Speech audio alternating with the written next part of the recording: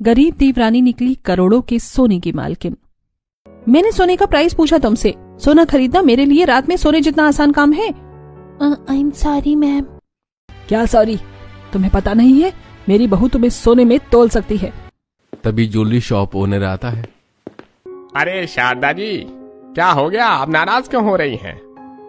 अरे राजू, मैडम और मैडम की बहू के लिए जरा ठंडा शरबत ला। जी मालिक, अभी लाता हूँ। मैं अपनी बहू के साथ यहाँ सोना खरीदने आई हूँ। मेरी बहू को एक सोने की नेकलेस पसंद आई है और ये लड़की उसे सोने के दाम और डिस्काउंट बताने लगी। सोने के दाम 2 गुना बढ़ जाए या 10 गुना बढ़ जाए, मैंने आज तक कभी दाम पूछकर सोना नहीं लिया है। अपनी सेल्स गर्ल्स को मेरे बारे में बता दीजिए। मिताली की बात सुनकर सुनार सेल्स गर्ल से, अरे बेवकूफ लड़की, जब उन्होंने तुमसे सोने के दाम नहीं पूछे तो तुम्हें क्या जरूरत है दाम और डिस्काउंट बताने की? तुम्हें पता नहीं मिताली जी शारदा जी की बड़ी बहू और शहर के सबसे बड़े बिल्डर की बेटी हैं। माफ कीजिए, मुझे पता नहीं था। अच्छा ठीक है, अब तो मुंह मत लटकाओ। मुझे एक अच्छी सी सोने की ब्रेसलेट दिखाओ, 24 कैरेट। सेल्स गर्ल सोने के ब्रेसलेट निकालती है। मुझे ये कर्व चेन वाली ब्रेसलेट पसंद है, इसे पैक कर दो। और मैंने जो सोने का हार और कमरबंद लिया है उसे भी पैक कर दो। पेमेंट मैंने पहले ही कर दी है। जी मैम। मम्मी जी, गाड़ी मंगवाइए। मिताली देखती है शारदा एकटक शोरूम में लगे एक 9 लाख हार और एक सोने के नेकलेस सेट को देख रही होती है। क्या हुआ मम्मी जी, जल्दी चलिए। मिताली बहू, जरा उस सोने के 9 लाख के हार को तो देख, कितना सुंदर लग रहा है। और उसके बगल में रखे सोने की ज्वेलरी सेट को तो देख, कितना भारी और सुंदर है। ऐसा लग रहा है किसी रानी महारानी का हो। इसकी कीमत तो लाखों में होगी। हाँ शारदा जी, सही कहा। ये सोने का नेकलेस और सोने का 9 लाख का हार दोनों 24 कैरेट सोना है और अभी तो सोने के दाम भी बढ़े हैं। मम्मी जी, आपको ये सोने का नेकलेस सेट और सोने का 9 लाख का हार पसंद आया? इन दोनों को भी पैक कर दीजिए और बिल बताइए कितना हुआ। मिताली के लाखों के सोने के हार को एक झटके में पैक कर 2 बोल देने पर सुनार, सेल्स गर्ल और आसपास के लोग और खुद शारदा हैरान हो जाती हैं। बहू, ये सोने का नेकलेस और सोने का 9 लाख का बहुत महंगा होगा। कितने का है ये? दाम बताने की कोई जरूरत नहीं है। मिताली के खरीदे सभी सोने की बिलिंग होती है। बहू, 65 लाख रुपए का बिल हुआ। मिताली ऑनलाइन पैसे ऑनलाइन पेमेंट करती है। आप लोग हैरान मत होइए, ये मेरे लिए चिल्लर के बराबर है। मम्मी जी, घर चलिए। मैम, आपको अपनी सास के लिए इतना महंगा सोने का नेकलेस और सोने का हार लिया, खुद के लिए सोने का हार, सोने का कमरबंद और सोने की ब्रेसलेट ली। अपनी देवरानी के लिए भी कुछ ले लीजिए। मेरे देवर जी अभी तक मेरे लिए देवरानी लाए ही नहीं है। जिस दिन देवरानी आएगी उस दिन तुम्हारी ज्वेलरी शॉप छोटी पड़ जाएगी। सोने की शॉपिंग करने के बाद मिताली और शारदा अपने घर चली जाती हैं। मम्मी जी, आज तो सोने की खरीदारी में मैं बहुत थक गई हूँ। बहू, तू यहाँ बैठ, मैं तेरे लिए पानी लेकर आती हूँ।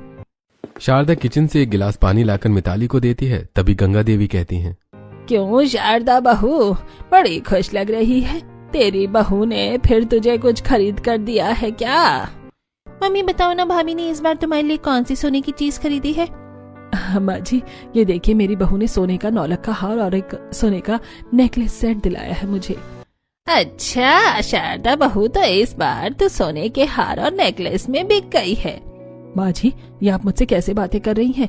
मेरी बहू ने मुझे सोने की चीज दी है, इसका मतलब ये थोड़ी कि मैं बिक गई हूँ या बहू ने मुझे खरीद लिया है। अच्छा, तो तू ऐसे ही अपनी बहू को पानी पिला रही है? तूने अपनी पूरी जिंदगी में मुझे तो कभी इस तरह पानी नहीं पूछा।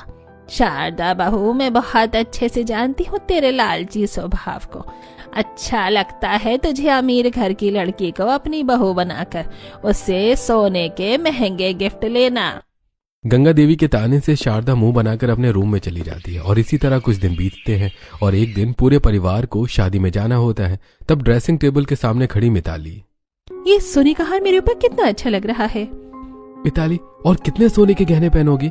अरे बस करो, चलती फिरती सोने की दुकान लग रही हो। मेरे सोने के गहने हैं, जितने मन करेगा उतने पहनूंगी। वहीं दूसरी तरफ मिश्रा जी की बेटी की शादी में लोग उनकी बेटी से ज्यादा मुझे देखेंगे। मैं इतना महंगा सोने का नेकलेस जो पहना है। इसी तरह तैयार होकर पूरा परिवार शादी में आता है। शादी में मिताली और शारदा के सोने के हार सबका ध्यान अपनी तरफ खींच। शारदा दीदी, ये सोने का नेकलेस तो आपके ऊपर बड़ा जच रहा है। मेरी बहू ने इतना महंगा सोने का हार दिलाया है, जचेगा ही। वहीं दूसरी तरफ मिताली से कुछ बहुएं, कुछ भी कहो मिताली, तुमने जितने सोने के गहने पहने हैं सब एक से बढ़कर एक हैं और तुम्हारा कमरबंद तो लाजवाब है। मुझे सोने की जो चीज पसंद आती है मैं तुरंत खरीद लेती हूँ। अभी तो ये डिजाइन लॉन्च ही हुआ था और मैंने खरीद लिया। हमारी भाभी है ही बेस्ट। शादी में सभी बहुएं और सास मिताली और शारदा के सोने के गहनों की तारीफ कर रहे थे। वहीं दूसरी तरफ कुर्सी पर खड़ी होकर दरवाजे पर फूल लगा रही गरीब कनक को दो लड़के परेशान कर रहे थे। हे भगवान, अभी सभी दरवाजों को सजाना है और मुझसे एक भी दरवाजा नहीं सजा है। अरे जाने मन, तू बोले तो तेरी जगह तेरा काम मैं कर देता हूँ। खुद का काम कर ले पहले, काम चोर। अरे कनक, तू खुद गुलाब है तो क्या शादियों में फूल लगा दिया है? हमारे साथ चल, तुझे फूलों से भर देंगे। लड़कों को कनक को परेशान करते देखकर नवीन आता है। ए, ज्यादा आशिकी सूझ रही है, बुलाओ अभी तुम्हारे मालिक को। ये कौन है? कनक नवीन को देखती है तभी डगमगाकर कुर्सी से नवीन के ऊपर गिर जाती है। अरे अरे अरे अरे, माफ कीजिएगा, कुर्सी हिल गई थी। दोनों खड़े होते हैं। अरे संभल कर। माफ कीजिएगा, कुर्सी हिल गई थी।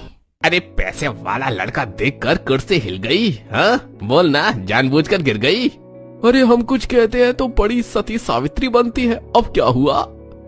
तुम लोग जाते हो यहाँ से या बुलाओ तुम्हारे मालिक को? चलो फूटो यहाँ से।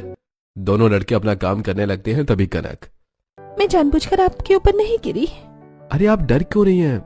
मैं समझ गया, वैसे आप देखने में अच्छे खानदान की लग रही हैं और यहाँ पर फूल क्यों लगा रही हैं? इस दुनिया में मेरा कोई नहीं है। मैं शादियों में छोटे मोटे काम करके अपना पेट पालती हूँ। बेचारी कितनी बेबस लड़की है। इसी तरह नवीन कनक से बातें करने लगता है और गंगा देवी नवीन को देख रही होती है। शादी पूरी होती है, सभी घर आते हैं। फिर अगले दिन नवीन अपने बेड पर लेटकर खुद से बातें करते हुए कहता है, ये क्या हो गया मुझे? जब भी आंखें बंद कर रहा हूं कनक ही दिख रही है। काश कनक का फोन नंबर ले लिया होता। तभी गंगा देवी आती हैं। बेटा, ये उम्र नंबर लेने की नहीं है, हाथ थामने की है। नवीन घबराकर उठकर बैठ जाता है। अब क्या क्या दादी, मैंने कुछ नहीं कहा।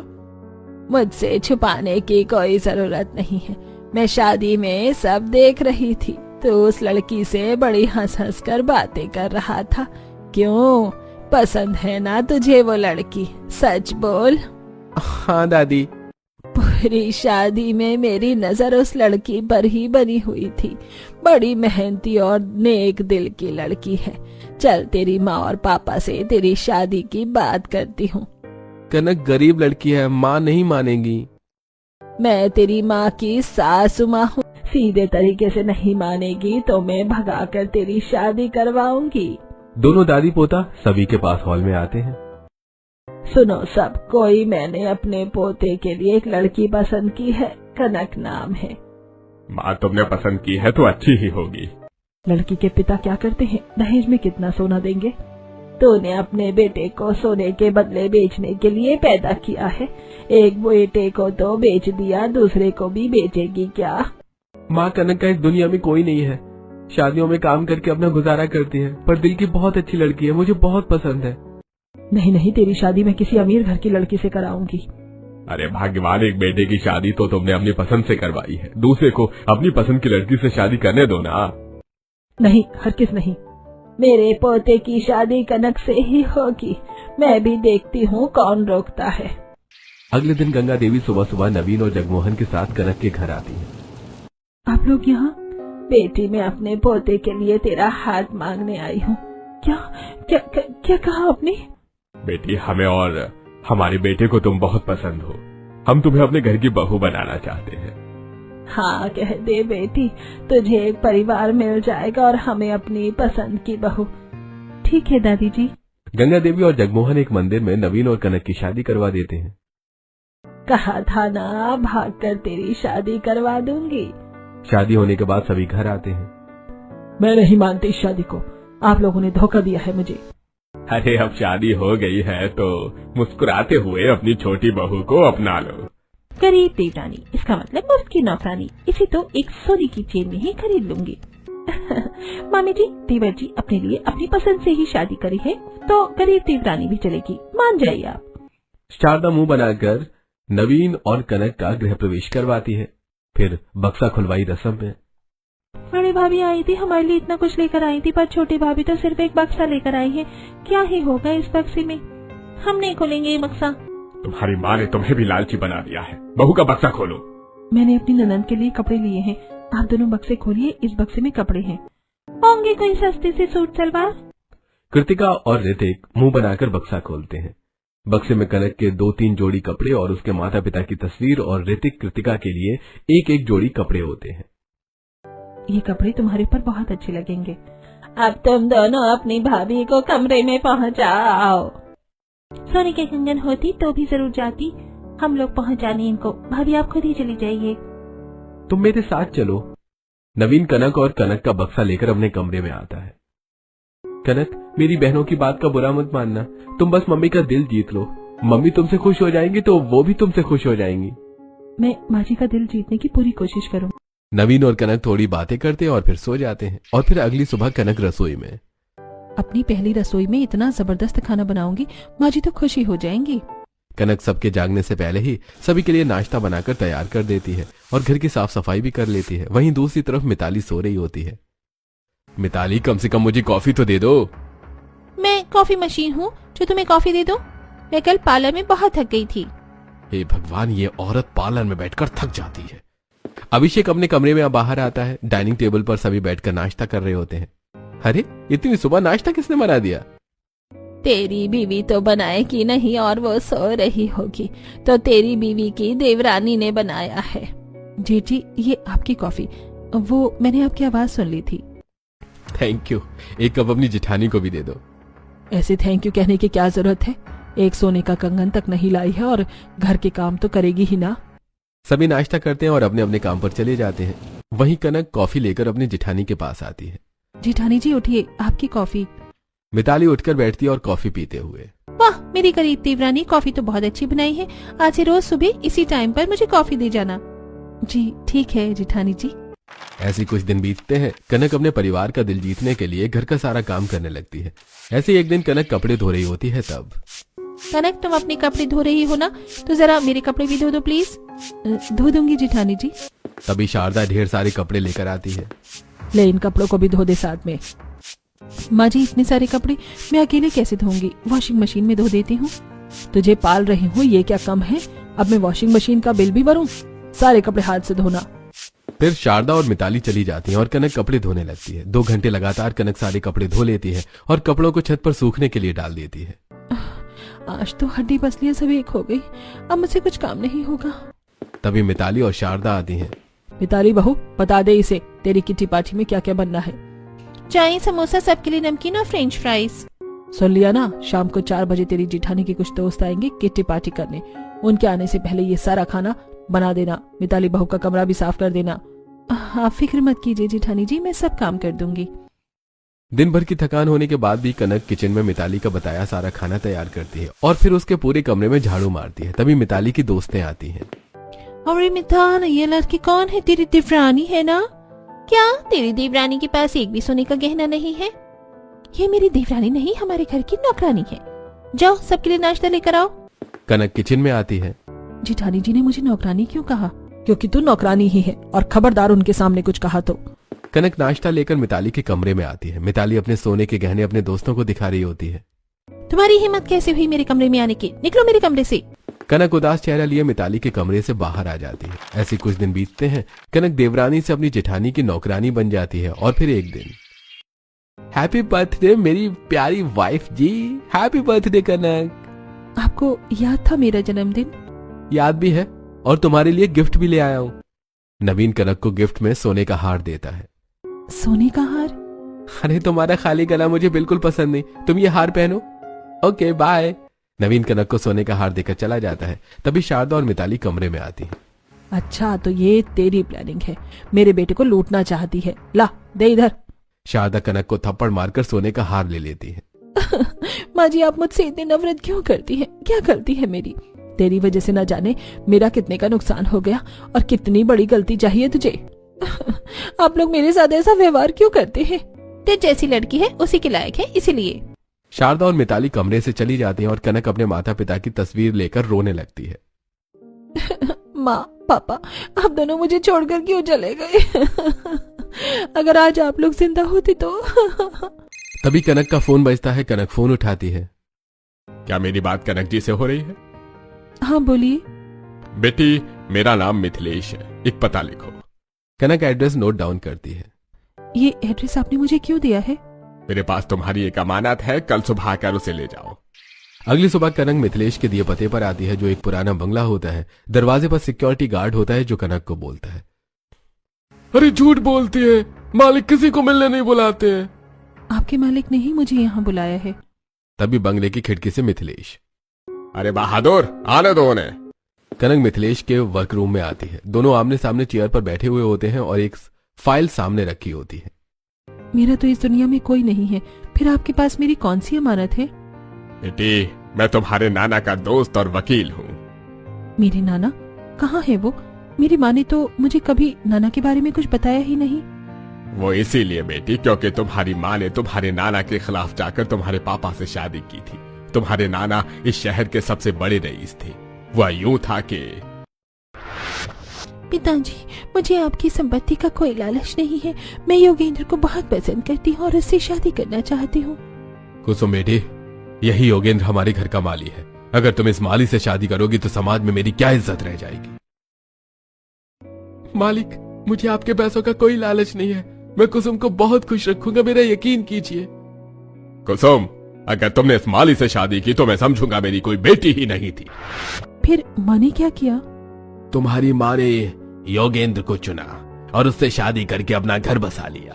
और इस सदमे से तुम्हारी नाना की तबीयत खराब हो गई और तुम्हारी माँ उनकी इकलौती बेटी थी, इसलिए उनकी आखिरी सांसों में सिर्फ मैं उनके साथ था। तभी मैं तुम्हारे पैदा होने की खबर मिली और अपनी आखिरी सांसों में उन्होंने अपनी सारी संपत्ति तुम्हारे नाम कर दी।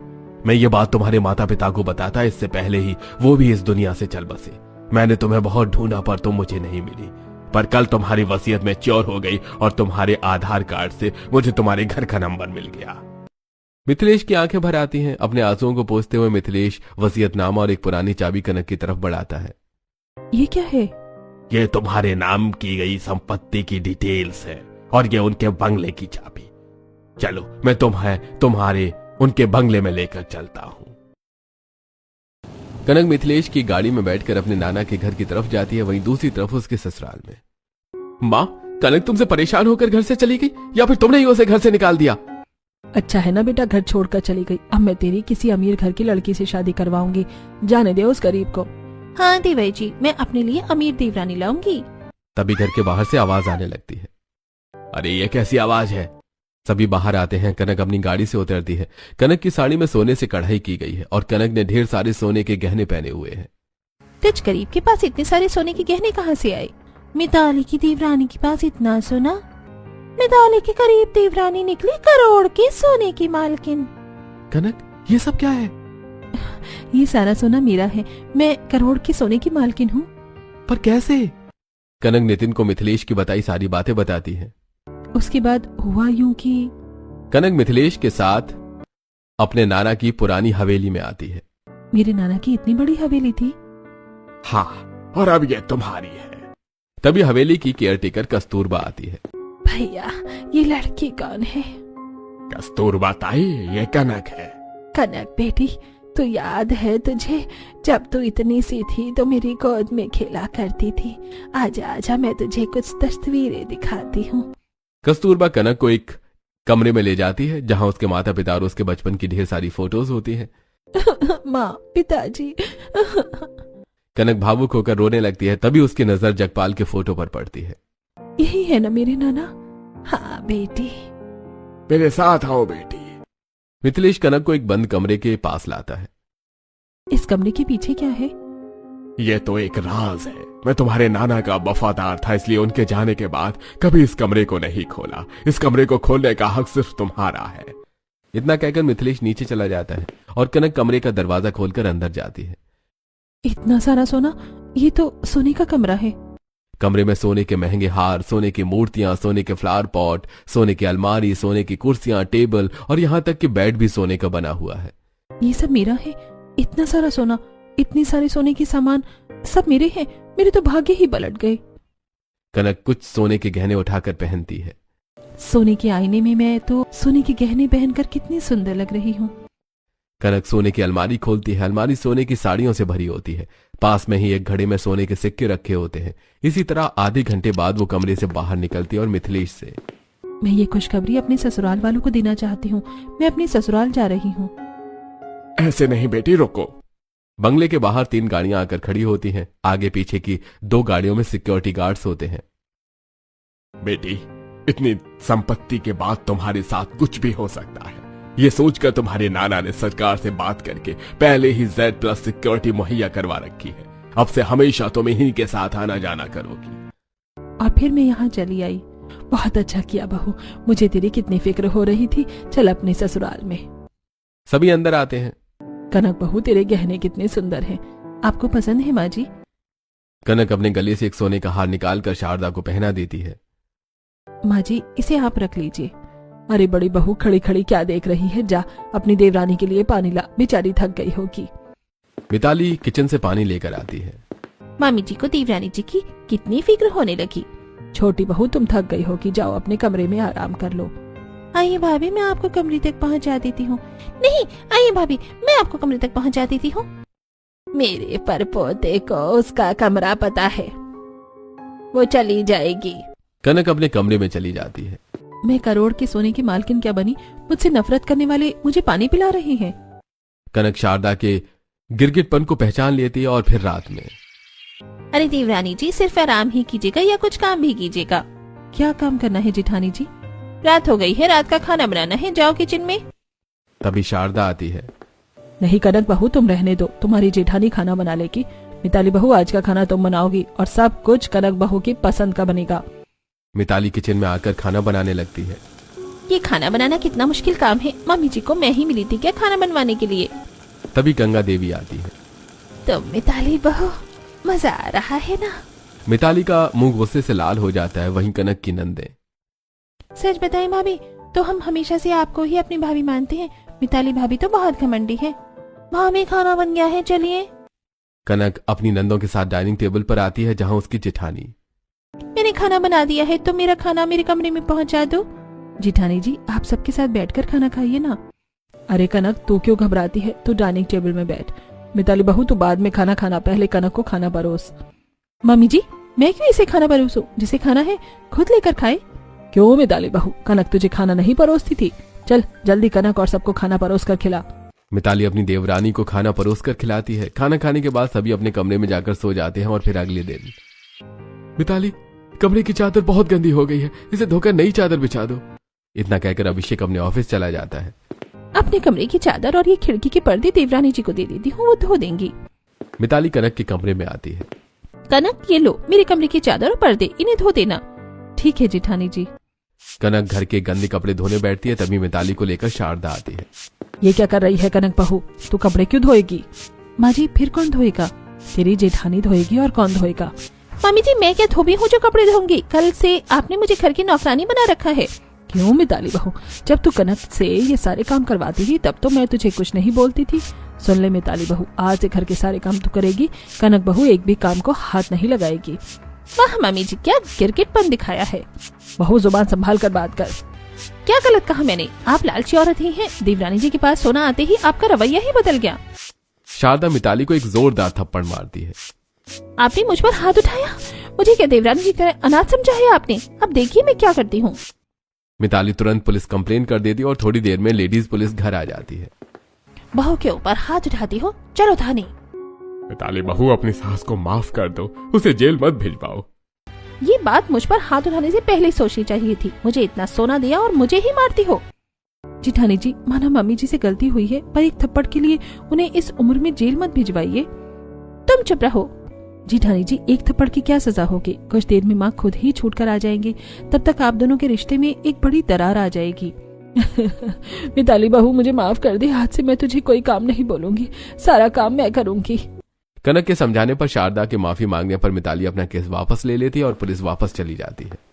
मैं जा रही हूँ अपने कमरे में, आप मेरी ग्रीन टी लेकर आइए। मिताली अपने कमरे में चली जाती है। तभी गंगा देवी, शारदा बहू, अब तेरी आंखों से सोने के लालच की पट्टी उतरी कि नहीं? अब तो पहचान कनक बहू को, उसने तुझे बचाया है। कनक बहू, मुझे माफ कर दे। मैंने तेरे साथ बहुत अत्याचार किए हैं और अभी भी मैं सिर्फ तेरे सोने के लिए तुझ पर प्यार लुटा रही थी, पर अब मुझे तेरा सोना नहीं चाहिए, सिर्फ तू चाहिए बहू, सिर्फ तू। तभी 2 वकील आते हैं। कनक जी। जी वकील साहब, 1 मिनट। कनक मिथिलेश के लिए कागजात और चाबी लेकर आती है और वकील को देकर कोर्ट के कागजों पर साइन करती है। अब आप अपने सोने की मालकिन नहीं हैं। आपका सारा सोना देश विकास और अनाथ बच्चों को पढ़ाने के काम आएगा। इतना कहकर वकील चले जाते हैं। माँ जी, अब मैं आपकी वही पुरानी गरीब बहू हूँ। बहुत अच्छा किया बहू, ये सोना कभी कभी शनि बन जाता है। मुझे तू ऐसी ही पसंद है। शारदा अपनी गलती का पछतावा करती है और कनक अपने नाना के सारे सोने को दान करके गरीब देवरानी बनकर अपने ससुराल में हंसी खुशी रहती है।